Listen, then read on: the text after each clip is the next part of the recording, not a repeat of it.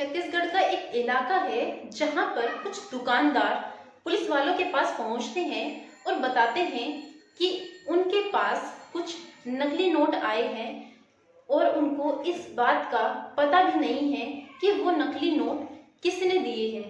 लेकिन एक आदमी पर उन्हें शक है, जिस शक के जरिए वो पुलिस को बताते हैं और उस इंसान का स्केच बनवाते हैं।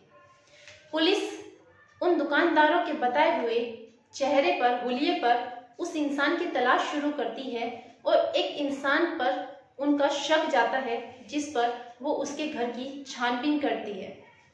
जब पुलिस उस इंसान के घर की छानबीन करती है तो पुलिस को एक ऐसा दृश्य देखने को मिलता है जिसे देखकर पुलिस भी हैरान थी, परेशान थी कि जिस काम को वो करने आई थी, जिस शक के बिना पर वो उस इंसान के घर की तलाशी लेने आई थी, उसके साथ साथ उसके घर में एक लाश थी जिसके 6 टुकड़े किए गए थे। और जब इस बात का खुलासा हुआ कि वो लाश किसकी थी तो हर कोई परेशान था और हर कोई हैरान था कि रिश्तों को तार तार करके रखा गया और रिश्तों के टुकड़े कर दिए गए। आदाब, नमस्कार, सत श्री अकाल। आज की जो सच्ची घटना मैं आपको सुनाने जा रही हूँ, ये सच्ची घटना है छत्तीसगढ़ प्रदेश का एक जिला है बिलासपुर और इसी का एक थाना लगता है सकरी। और सकरी का एक इलाका है उसलापुर और जहाँ पर एक रेलवे स्टेशन है जिसके आसपास जितनी भी कॉलोनियाँ हैं वहाँ पर भीड़ भाड़ हमेशा लगी रहती है। उसलापुर इलाके में एक व्यक्ति रहता है जिसका नाम है पवन ठाकुर और उसकी पत्नी का नाम है सती साहू, जिनके 2 बच्चे हैं जिसकी उम्र है, एक बेटा है जिसकी उम्र 3 साल और एक बेटी है जिसकी उम्र है 5 साल। पवन ठाकुर की उम्र 31 साल और उसकी पत्नी सती साहू की 28 साल। सारे मिलकर एक खुश मिजाज जीवन बिता रहे थे जिसे आसपास के लोग भी उनकी तारीफ किया करते थे। लेकिन आसपास के इलाके में कुछ दुकानदारों के साथ में कुछ नुकसानदायक काम हुआ, जो कि उनके पास कुछ नकली नोट सप्लाई हो रहे थे। सामान तो उनके दुकान से ज़्यादा था लेकिन उनके पास में उनके बदले में सामान के नकली नोट आ रहे थे। जब ये खबर कई दुकानदारों के बीच में फैली तो वे सारे मिलकर पुलिस वालों के पास पहुंचते हैं और कहते हैं कि साहब, हमारे पास से सामान तो जाता है लेकिन उसके बदले हमारे सामान की कीमत नहीं मिलती क्योंकि हमारे पास नकली नोट आ रहे हैं। जो नकली नोट थे वो इकट्ठा करते हैं और पुलिस को दिखाते हैं, जिस पर पुलिस उस इंसान की तलाश के लिए निकलती है और कुछ दुकानदार उस इंसान का स्केच बनवाते हैं जिस पर उन्हें शक था। उस स्केच के बिना पर पुलिस उस इंसान की छानबीन करती है, उसकी पड़ताल करती है कि वो इंसान कहाँ पर रहता है।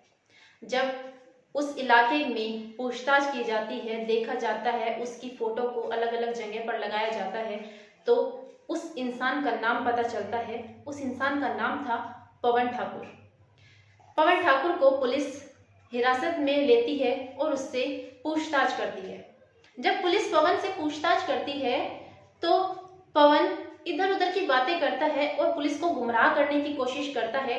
लेकिन पुलिस जब सख्ती से पूछताछ करती है तो उसके बाद पुलिस को जब कुछ भी नहीं मिलता और पवन एक भी बात पुलिस को नहीं बताता, तब पुलिस पवन के घर उसलापुर में उसके घर में जाती है और वहां पर छानबीन शुरू करती है।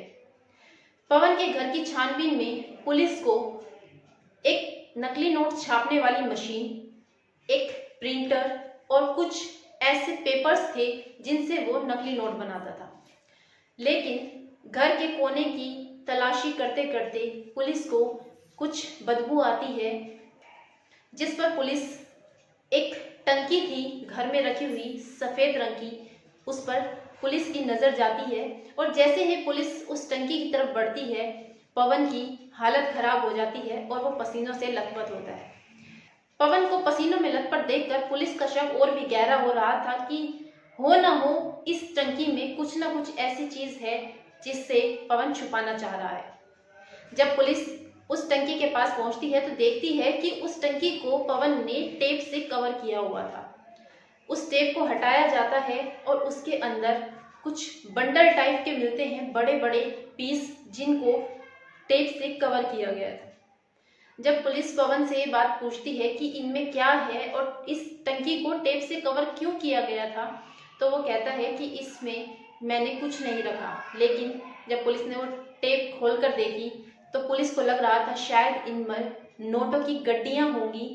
लेकिन वो टेप खोलने के बाद जो सीन, जो दृश्य पुलिस के सामने आया, उसे देखकर पुलिस भी काफी ज्यादा हैरान थी, परेशान थी कि जिस चीज के लिए, जिस काम के लिए वो पवन के घर पर आई थी, उस काम से पुलिस का ध्यान हटकर दूसरी जगह पर आता है।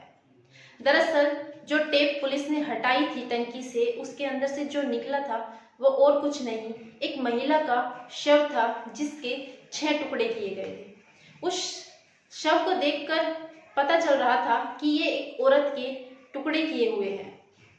पुलिस ने देखा कि उस बॉडी में से कीड़े चलने शुरू हो चुके थे, वो पूरा तरीके से सड़ चुका था, गल चुका था। पुलिस ने पवन से सख्ती से पूछताछ करी, जिसमें पवन टूट जाता है और पुलिस को एक ऐसा सच बताता है जिससे पुलिस भी हैरान थी। पवन बताता है कि 10 साल पहले उसकी सती से शादी हुई थी और उन दोनों का प्रेम विवाह था। प्रेम विवाह उनके परिवार वालों को मंजूर नहीं था। पवन एक फोटोग्राफर था जो सती के परिवार वाले नहीं चाहते थे कि एक फोटोग्राफर से सती की शादी करे।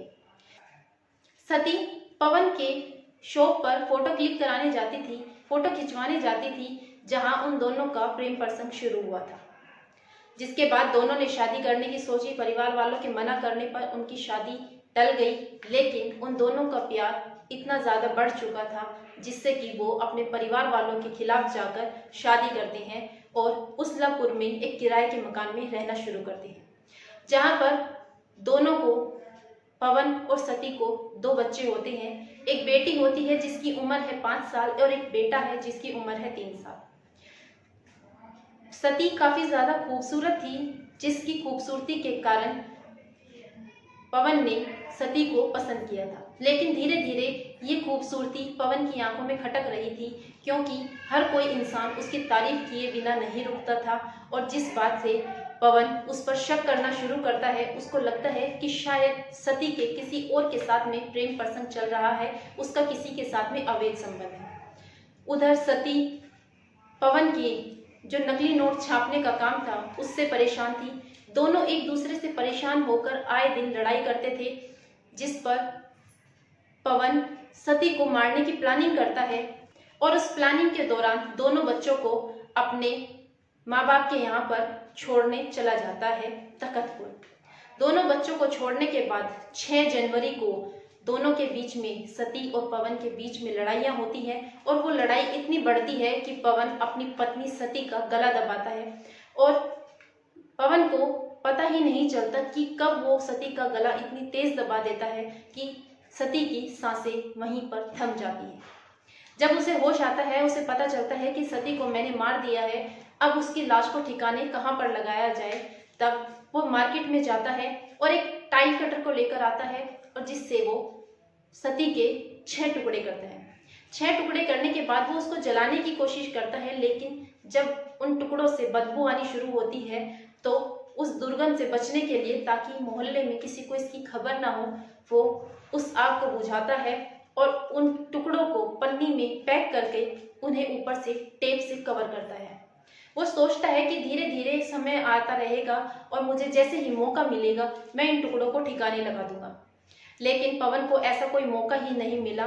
60 दिन बीत चुके थे। 6 मार्च आया। नकली नोट छापने के कारण वो पुलिस की नजरों में आया। पुलिस ने जैसे उसके घर की छानबीन की, तभी पुलिस को सती की लाश भी वहां से मिली। पवन ने सोचा नहीं था कि वो पकड़ा जाएगा और उसकी बारे में किसी को पता चलेगा। जब पुलिस को उसने सच बताया तो पुलिस भी काफी ज्यादा हैरान हुई कि एक पति जो अपनी पत्नी से प्रेम विवाह करता है, उससे इतना प्यार करता है, क्या वो अपनी पत्नी को मार सकता है। यहाँ पर रिश्तों का कत्ल नहीं, रिश्तों के टुकड़े किए गए थे। पुलिस ने पवन को गिरफ्तार किया और पुलिस अभी आगे की छानबीन भी कर रही है कि पवन के साथ में कोई और इंसान ऐसा तो नहीं जो उसके साथ में मिला हुआ है और जो उसकी पत्नी का खून किया गया है उसमें शामिल तो नहीं।